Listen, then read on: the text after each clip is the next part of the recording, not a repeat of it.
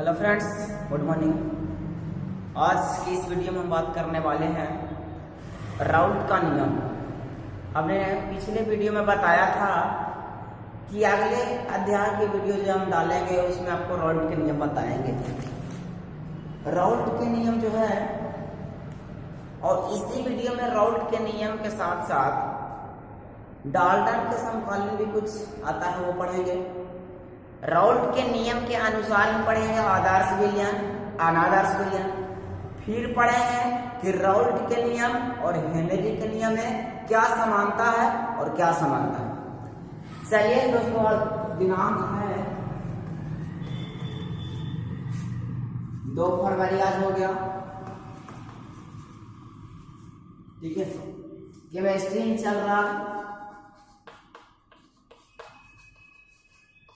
Chapter है विलयन।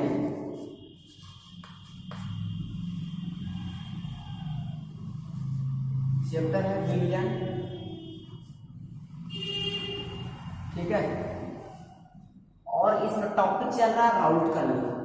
Topic का क्या नाम है? Raoult law.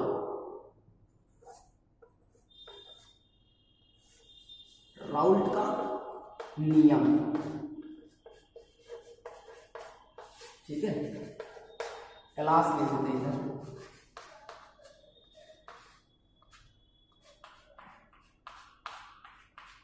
क्लास 12 है,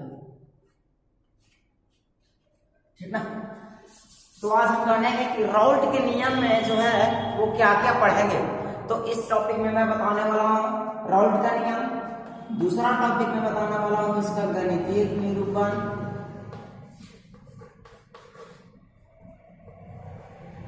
इसका गणितीय निरूपण।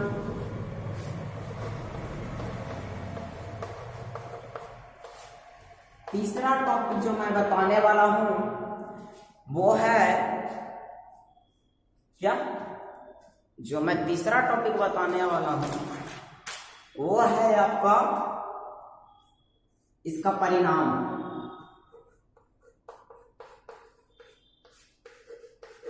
इसका परिणाम फिर बताने वाला हूं। इसके आधार पर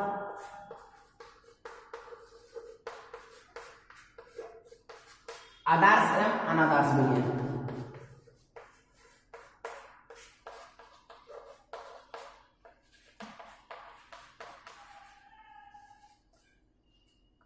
आदर्श एवं अनादर्श विलयन।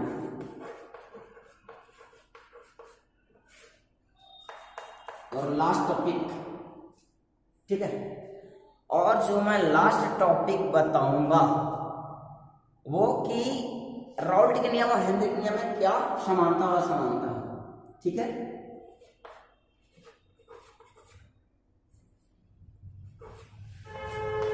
राउल्ट के नियम एवं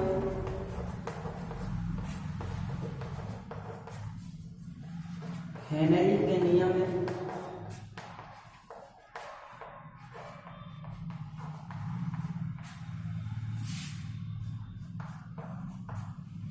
क्या समानता है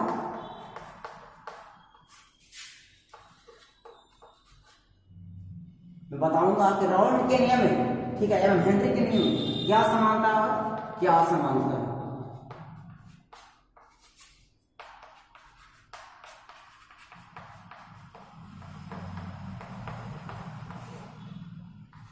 चलिए, तो इस जो राउल्ट के नियम पढ़ रहा है इसका भी है वो 5 टॉपिक पढ़ रहा हूं। कितना? 5। तो इस वीडियो में हम बात करने वाले हैं राउल्ट का नियम, दूसरा इसका गणितीय निरूपण, तीसरा इसका परिणाम, और चौथा किसके आधार पर आदर्श एवं अनादर्श विलयन, और 5वां कि राउल्ट के नियम और हेनरी के नियम में क्या संबंध है। तो चलिए सबसे पहले जानते हैं कि राउल्ट के नियम है क्या, है ना। इन सबों को मैं मिटा देता हूं। चलते हैं पहले राउल्ट का नियम।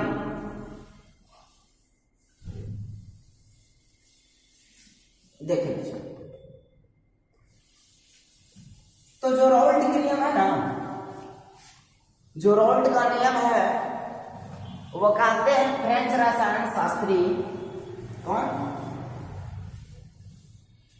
एक फ्रेंच रसायन शास्त्री हैं जो बताते हैं आपको राउल्ट का नियम जो है वो, ठीक ना, 1986 में। कब? मार्टे राउल्ट, इनका पूरा नाम जो है वो है फ्रेंसियस मार्टे राउल्ट।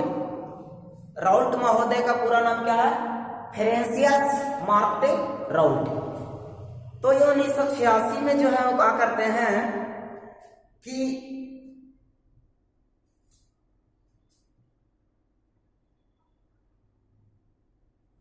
ठीक है, वो एक मात्रात्मक संबंध देते हैं। अब मात्रात्मक संबंध किसके बीच देते हैं? तो द्रव में विलयनों का वाष्प दाब के संबंध में देते हैं। किसके संबंध में देते हैं? जो है वो द्रव विलयनों के वाष्प दाब के संबंध में देते हैं। और जिन्हें हम क्या कहते हैं? राउल्ट के नियम कहते हैं। लेकिन इनके अनुसार जो दिया गया था वो बोले थे, क्या बोले थे सर? कि अगर बोले थे कि अगर किसी वाष्पशील द्रव में विलायक में प्रत्येक अवयव का आंशिक दाब जो है अपने मोल अंश के समानुपाती होता है। क्या बोले थे सर? कि किसी वाष्पशील, ठीक है, बात कर रहे हैं किस, क्या बोले थे वो? कि किसी वाष्पशील, है ना, कि किसी वाष्पशील द्रवों के विलयन में, किसी वाष्पशील द्रवों के विलयन में प्रत्येक अवयव का आंशिक दाब, प्रत्येक अवयव का जो है आंशिक दाब मोल अंश के क्या होता? समानुपाती होता है। चलिए तो लिखिए सबसे पहले राउल्ट का नियम। तो लिखिए सन 1986 में फ्रेंच रसायन शास्त्री,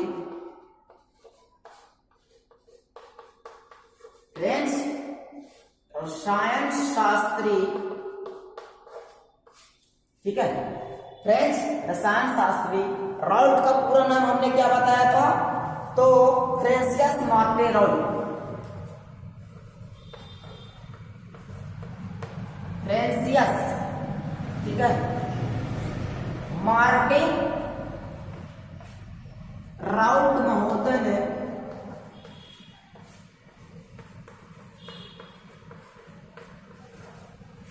ठीक है क्या सर? सन 1986 में, क्या सन 1986 में जो है वो फ्रेंसियस मार्टे राउल्ट महोदय ने, ठीक है, अपने प्रयोगों के आधार पर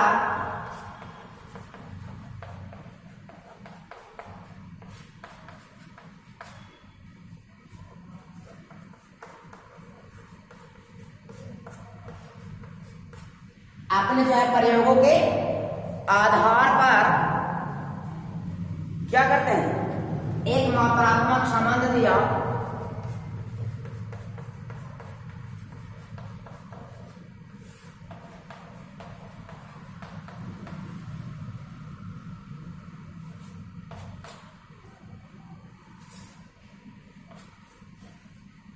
चलिए तो सन 1986 में फ्रेंच रसायन शास्त्री फ्रांसिस मार्टे राउल्ट महोदय ने अपने प्रयोगों के आधार पर एक मात्रात्मक संबंध दिया जिसे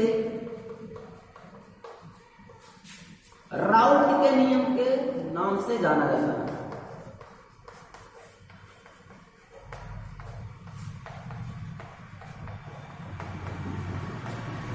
नाम से जाना जाता है।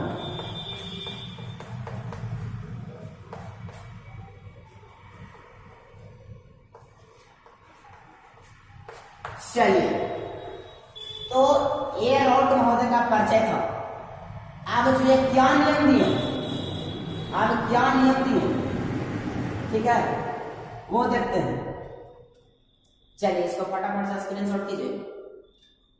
हो गया। चलिए अब देखते हैं क्या कि इनके अनुसार, है ना, इनके अनुसार अब लिखेंगे।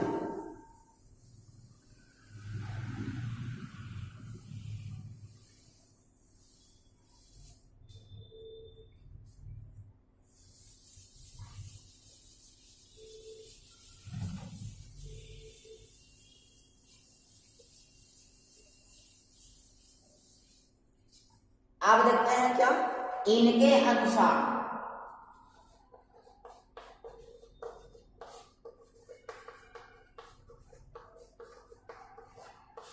अब इनके अनुसार क्या बताएं भाई, तो राउल्ट महोदय ने कहा था, अभी हम पहले ही बताएं कि किसी वाष्पशील तराबों के विलयनों में, किसी वाष्पशील तराबों के विलयनों में प्रत्येक अवयव का आंशिक दाब, प्रत्येक अवयव का आंशिक दाब क्या करता है, मोलन से समानुपाती होता है ना।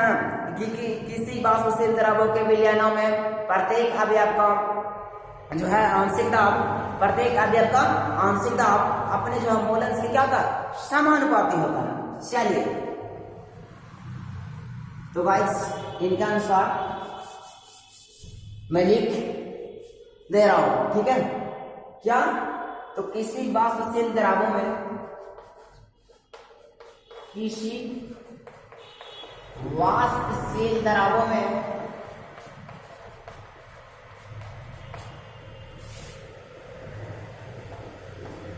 ठीक है, किसी वाष्पशील द्रव्यों में ठीक है, वाष्पशील द्रव्यों के विलयन में, किसी वाष्पशील द्रव्यों के विलयन में,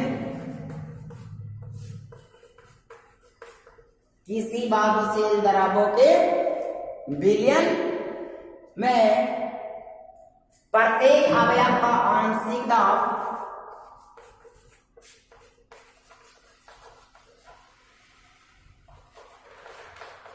प्रत्येक अवयव का आंशिक दाब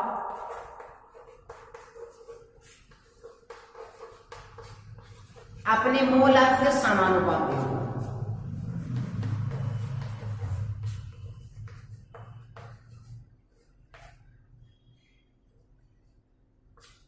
मोलन से समानुपाती होगा।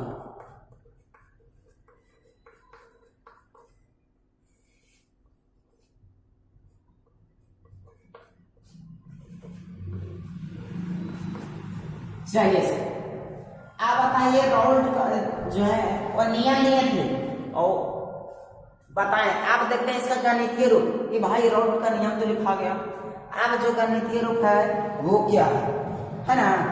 तो जो गणितीय निरूपण है वो है सर P समानुपाती क्या हो जाएगा, समानुपाती का चिन्ह है x1। अब देखना है कि इसमें x1 है क्या, है ना, P समानुपाती x1। तो जब इसको लिखने के साथ P1 बराबर क्या हो जाएगा, P1 बराबर क्या हो जाएगा, P1 x1। अब यहाँ पे देखना है कि P1 और x1 है क्या, P1 x1 है क्या। तो सर यहाँ पे P1 शुद्ध घटक है, ठीक है। P1 जो है क्या लिख लीजिएगा इसे, P1 शुद्ध घटक है, शुद्ध घटक है। और x1 जो क्या है, x है जो, ठीक है ना। P1 जो क्या है वो शुद्ध घटक एक का समान ताप पर वाष्प पदार्थ है, एक का समान ताप,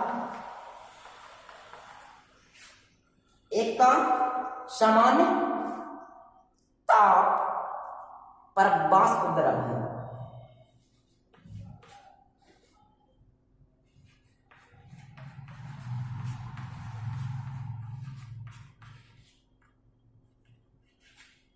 वाष्प द्रव है।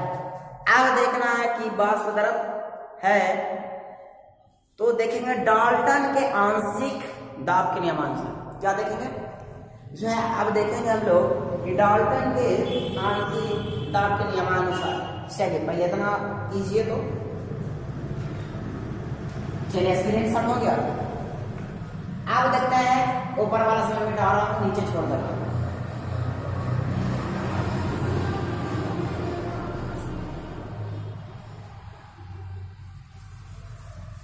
अब देखते हैं क्या डाल्टन के डाल्टन का आंशिक दाब के नियमानुसार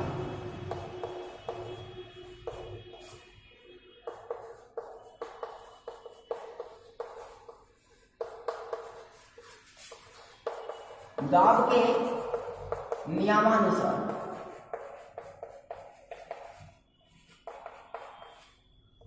अब जो डाल्टन के महोदय के दाब के नियमानुसार क्या कहता है, तो ये कहता है सर कि पी कुल, पी जो है वो क्या बोलता है, कुल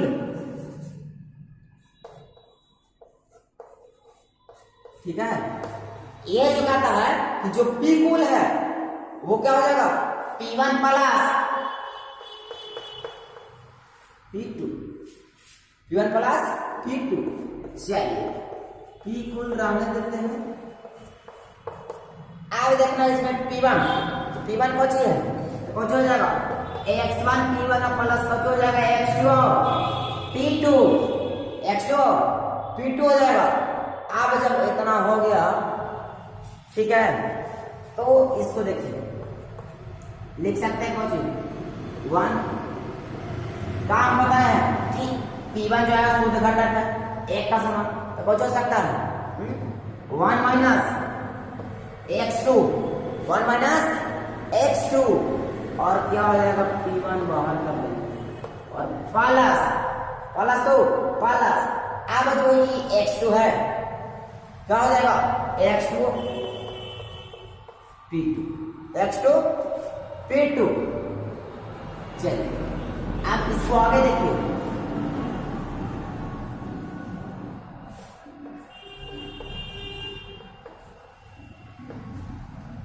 अब इसको जब आगे करेंगे तो कौन सी हो जाएगा है P1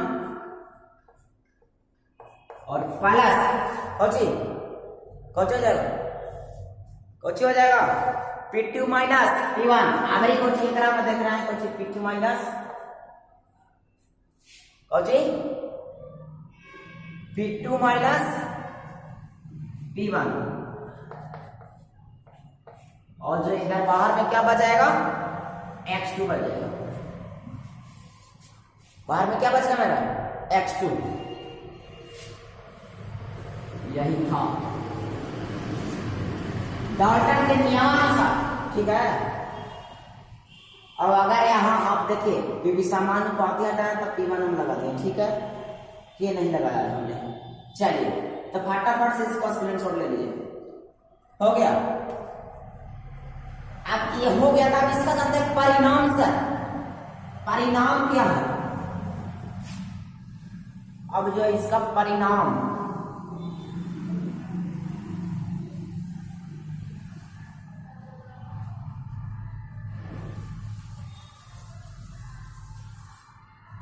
देखते हैं।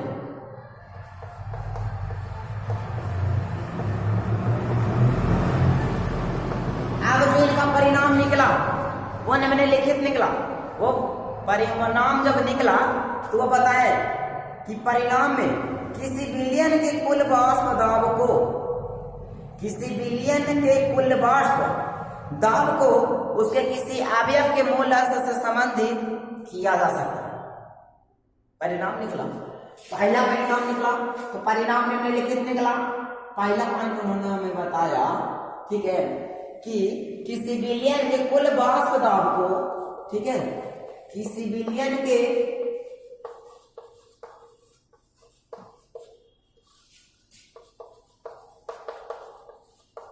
कुल वाष्प दाब को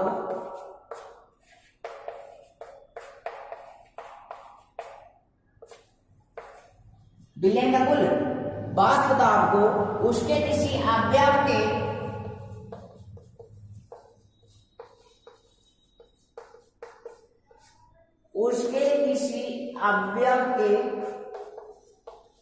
ठीक है, उसके किसी अवयव के मोल अंश से संबंधित किया जा सकता है। किससे? मोल अंश से।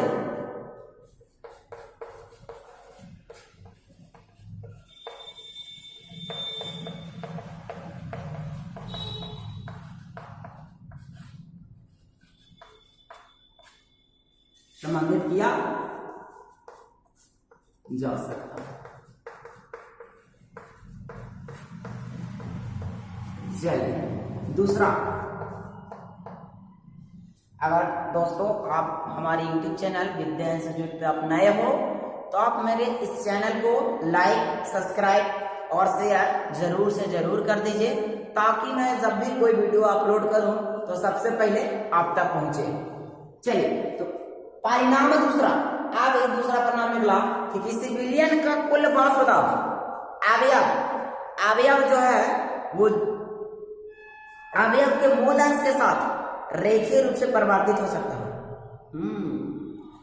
जब इन्होंने बताया पहला जो परिणाम निकला कि किसी विलयन में किसी विलयन के कुल वाष्प दाब को उसके किसी अवयव के मूल अंश के साथ से संबंधित किया जा सकता है। मूल अंश से कुछ क्या संबंधित किया जा सकता है। लेकिन दूसरा, किसी विलयन का कुल वाष्प दाब अवयव के मूल अंश के साथ रेखीय रूप से परिवर्तित होता है। दूसरा ने बताया वो किसी विलयन का कुल वाष्प दाब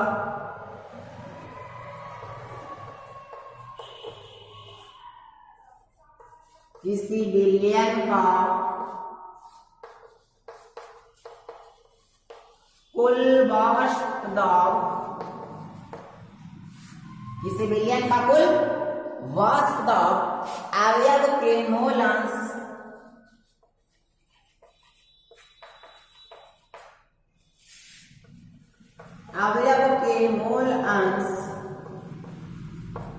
ठीक है, अवयव के मूल अंश के साथ मूल अंश के जो क्या है साथ रेखीय रूप से परिवर्तित होता है।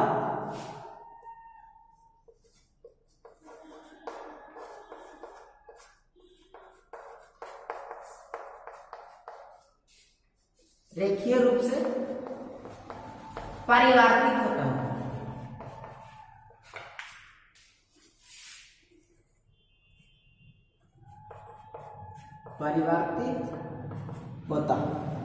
चलिए तो ये जो बताया वो एक परिणाम है। दूसरा परिणाम कि किसी विलयन का कुल वाष्प दाब अवयव के मूल अंश के साथ रेखीय रूप से परिवर्तित होता है। ठीक है, अगला चलिए तो इतना ही रहता था परिणाम में, और नोट में करके लिख लीजिएगा। नोट में करके लिख लीजिए एक चीज, बहुत इंपॉर्टेंट चीज है कि समानुपाती स्थिरांक शुद्ध विलायक के समानुपाती स्थिरांक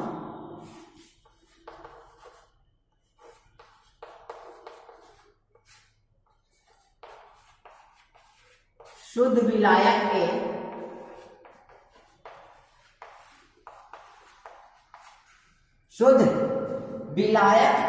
के वाष्प दाब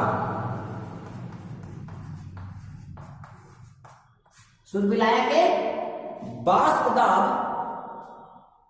P1 जो है 0 के बराबर होगा।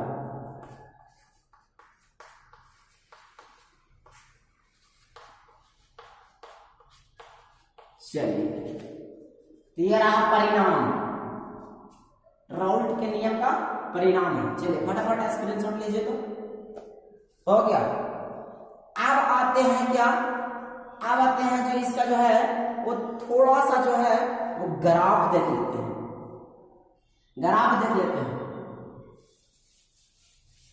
हो गया होगा स्क्रीनशॉट। चलिए ग्राफ देख लेते हैं। अब इसका जो है ग्राफ,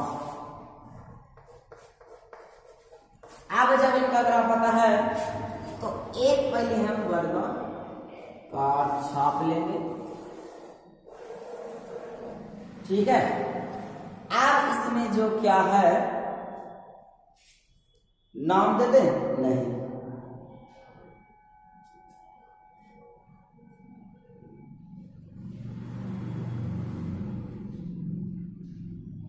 इधर है P1 0 x2 क्या x2 मूल अंश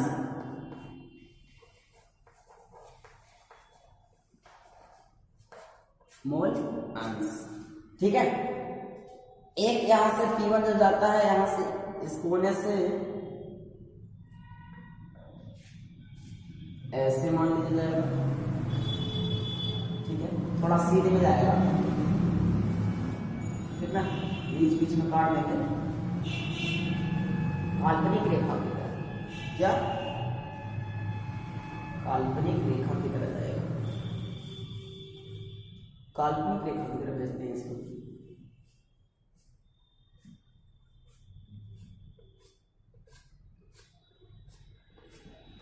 चलिए, और जब ये गया, ठीक है, तो यहां से क्या गया ऐसे, यहां पे जाएगा तो क्या बनेगा P2 0। ठीक है, P2 0।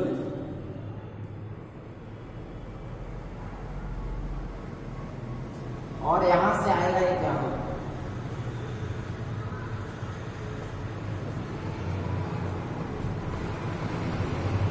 ठीक है, और जब यहां आया तो x1 बराबर क्या हो गया एक और x2 इक्वल टू 0। ठीक है, इधर भी क्या है x1 बराबर 1 तो x2 इक्वल टू 0 है, और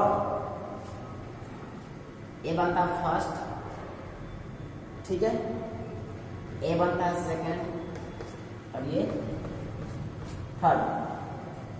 ठीक ना, तो हो जाएगा कौची P कुल बराबर एक क्या है P कुल P1 प्लस P2 है।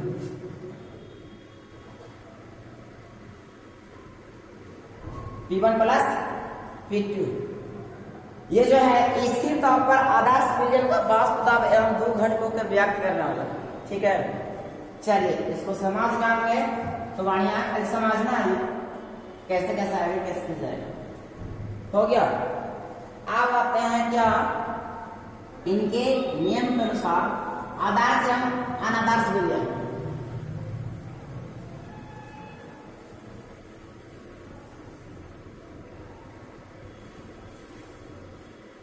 ठीक है, रॉल्ट के नियम के अनुसार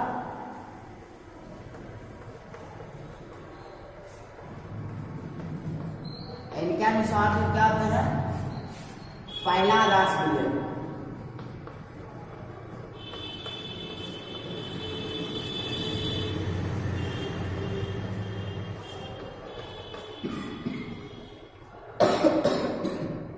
चलिए तो आदर्श विलयन आते हैं।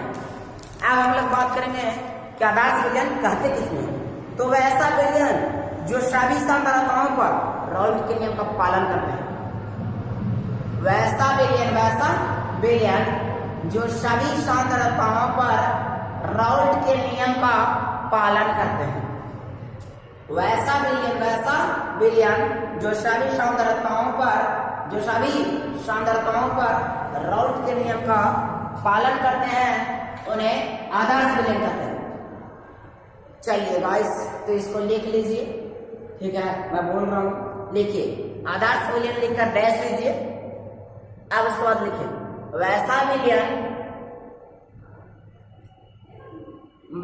विलयन जो सभी सांद्रताओं पर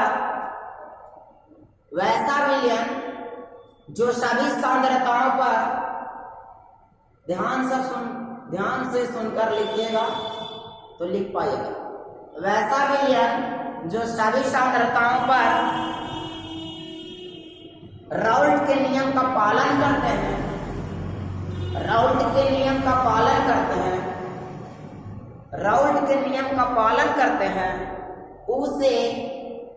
उसे आदर्श विलयन के नाम से जाना जाता है। अब लिखेंगे इसके गुण, आदर्श विलयन के कौची गुण, इसका जो क्या लिखेंगे हम लोग सर गुण, लिख दीजिए आदर्श विलयन के गुण निम्नलिखित है। हो गया। चलिए आदर्श विलयन के गुण निम्नलिखित है। पहला गुण मिश्रण बनाने के लिए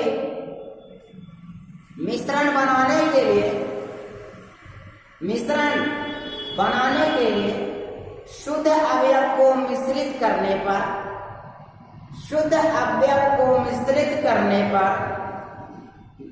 ठीक है, शुद्ध अवयव को मिश्रित करने पर मिश्रण बनाने का एंथैल्पी परिवर्तन में, ठीक है, मिश्रण बनाने का एंथैल्पी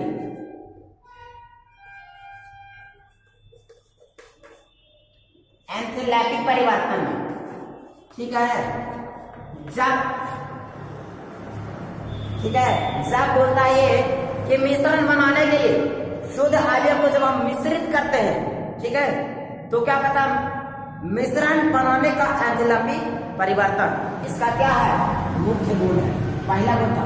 अब लिखिए दूसरा गुण में आयतन परिवर्तन शून्य होता है। दूसरा गुण आयतन परिवर्तन शून्य होता है, ठीक है, गुण का पहला था, दूसरा आयतन परिवर्तन शून्य होता है।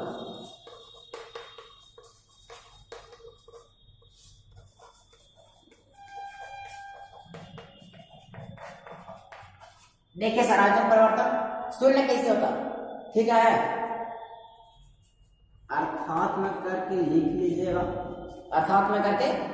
लीजिएगा, अगर ये मिश्रण H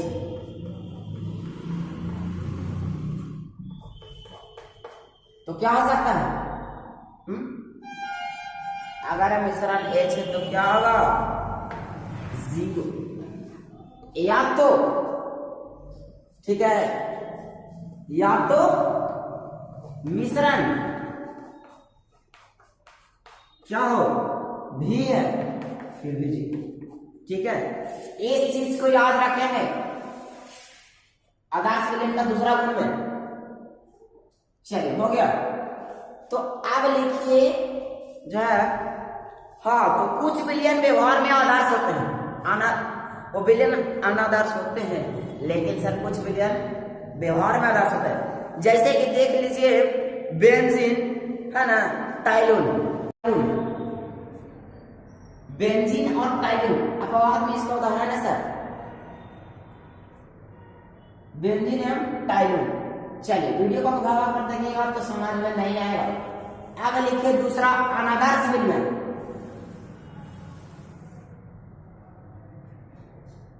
दूसरा अनादर्श विलयन,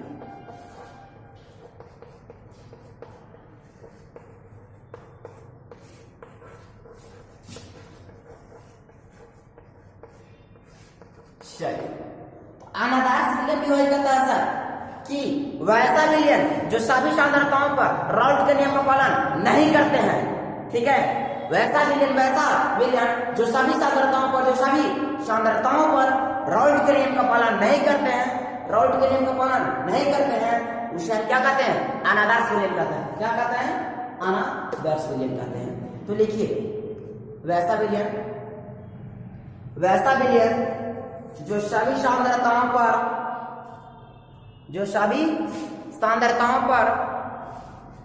वैसा विलयन जो सभी सांद्रताओं पर राउल्ट के नियम का पालन नहीं करते हैं, उसे अनादर्श विलयन कहते हैं। चलिए इस प्रकार के जो है वो क्या, इस प्रकार के जो है वो किए गए, ठीक है, इस प्रकार के विलयन का वाष्प दाब राउल्ट के नियम द्वारा प्रयुक्त किए गए वाष्प दाब से या तो अधिक होगा या तो कम भी होगा। ध्यान से सुनेंगे यहाँ पे, अगर इस नियम जो होगा वो राउल्ट के नियम के अनुसार या तो जो इसका वाष्प दाब अधिक होगा या कम होगा, और यदि अधिक होगा तो विलयन जो है वो राउल्ट के नियम के अनुसार धनात्मक चिन्ह प्रदर्शित करेगा, और यदि कम होगा तो ऋणात्मक चिन्ह प्रदर्शित करेगा। चलिए तो ये याद रखेंगे, ठीक है। आइए अब आपका ये हो चुका होगा, तो अब देखते हैं दोनों में समानता और असमानता। लास्ट था कि राउल्ट के नियम और हेनरी के नियम में समानता और क्या समानता है। तो निम्नलिखित समानता और निम्नलिखित असमानता है। एक करे लिख दीजिए समानता, एक कर लीजिए असमानता। ठीक है, अब देखिए समानता में जो है वो इन्होंने बतलाया, क्या बतलाया कि दोनों नियम विलयन के वाष्पशील घटक पर लागू होता है। ठीक है, पहला दोनों नियम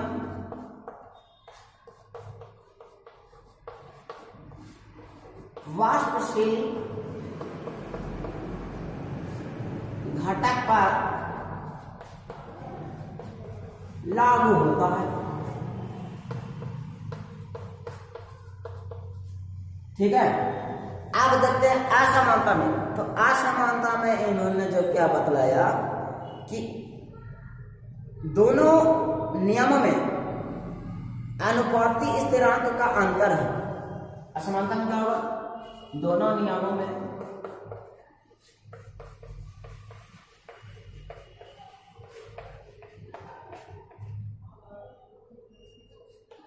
अनुपाती स्थिरांक का अंतर है।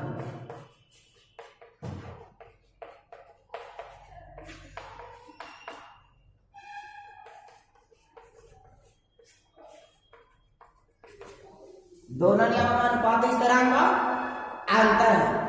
चलिए, समानता में जो है वो दोनों नियमों के अनुसार विलयन में किसी घटक का वाष्प दाब विलयन में उन घटकों को मोल प्रभाव का समानुपाती होता है। ठीक है, ये जो है वो दोनों नियमों के अनुसार, दोनों नियमों के अनुसार किसी घटक का वाष्प दाब विलयन में उस घटक के मोल प्रभाव का समानुपाती होता है। मोल प्रभाव का समानुपाती होता है। दूसरा में लिख लेंगे कि दोनों नियमों के अनुसार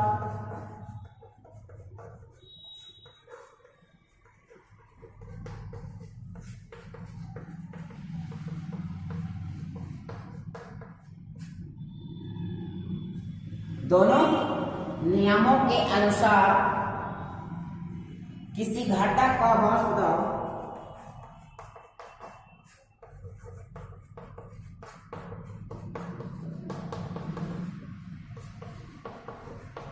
किसी घटक का वाष्प दाब जो है विलयन में उस घटक के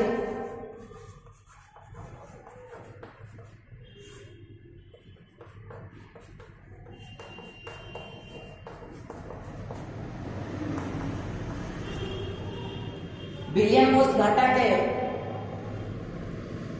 मोल प्रभाव के समानुपाती होता है।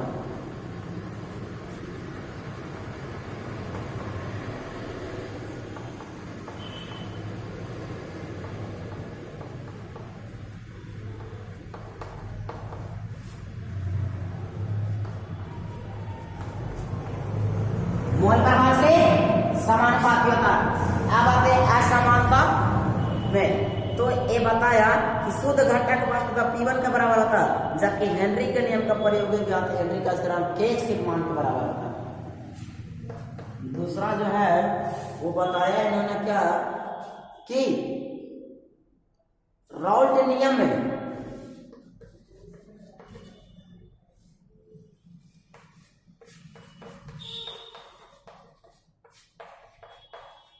राउल्ट नियम में शुद्ध घटक के नियम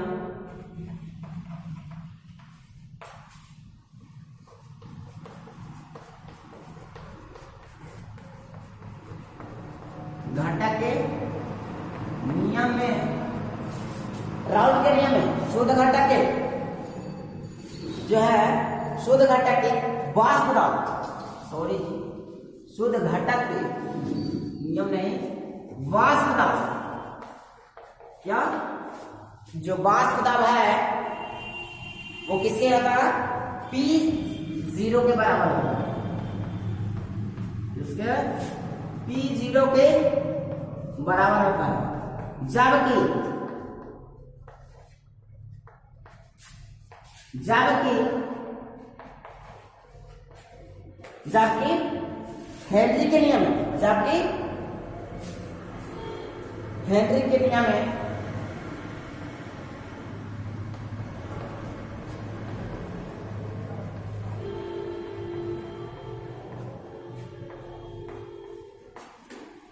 हेनरी के नियम में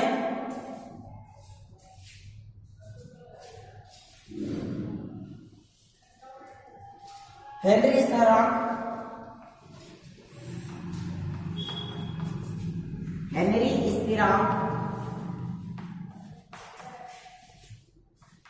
kh के बराबर होता है।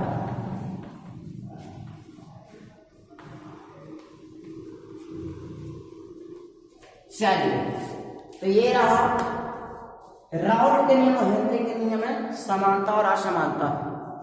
ठीक है, अगर दोस्तों आप लोग ने अभी तक मेरे इस चैनल यूट्यूब विद्या इंस्टीट्यूट को, ठीक है, लाइक एवं सब्सक्राइब और शेयर नहीं किए हैं तो लाइक सब्सक्राइब और शेयर कर लीजिए, ताकि जब भी मैं कोई वीडियो अपलोड करूं तो सबसे पहले आप तक पहुंचे। और अगर यह वीडियो में मेरा बताया हुआ राउल्ट का नियम अच्छा लगा तो अधिक से अधिक शेयर करें और कमेंट में लिखकर जरूर बताएं। अगर आपको इससे संबंधित प्रश्न पूछना है तो मेरा व्हाट्सएप नंबर है 9031186651। इस व्हाट्सएप पे जाके आप इससे कोई भी प्रश्न हमसे पूछ सकते हैं। ठीक है, चलिए दोस्तों, फिर मिलते हैं नेक्स्ट वीडियो में।